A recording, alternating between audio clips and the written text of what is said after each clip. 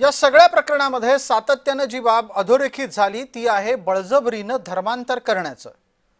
बळजबरीनं धर्मांतर करण्याचा मुद्दा राज्य सरकारनं गांभीर्याने घेतलाय असं गृहराज्यमंत्री पंकज भोयर सांगतायत आणि अशा प्रकारचं कृत्य करणाऱ्याच्या विरोधात कठोर कारवाईचं आश्वासन ते आज तरी देत आहेत।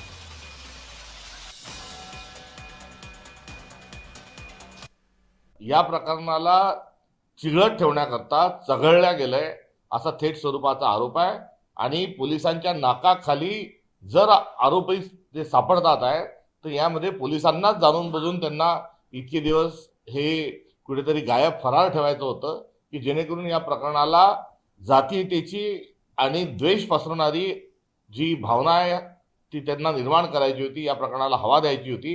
हा सरळ सरळ या प्रकरणातला आमचा थेट आरोप नव्हे तर हा आक्षेप आहे आणि तातडीने या संदर्भामध्ये जो गुन्हा दाखल झाला त्या दाखल करणाऱ्यांची सर्व पार्श्वभूमी आणि एकंदरीत त्या घटनेचं सर्व तथ्य जे आहे हे सार्वजनिक झालं पाहिजे। अशा पद्धतीचे जबरदस्तीचे धर्मांतर होऊ नये याच्याकरिता आपण नुकत्याच झालेल्या अधिवेशनामध्ये कायदा देखील पास केलेला आहे आणि त्यांच्यावरती आपण कारवाई देखील करणार आहोत। म्हणून अशा पद्धतीच्या चुकीच्या घटना होऊ नये याच्यावर सक्त अशी कारवाई करण्यात येईल।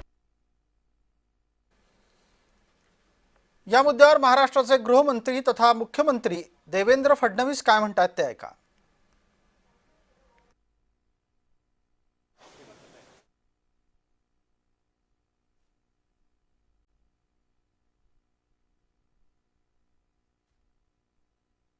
हे स्पष्टपणे दिसतं आहे की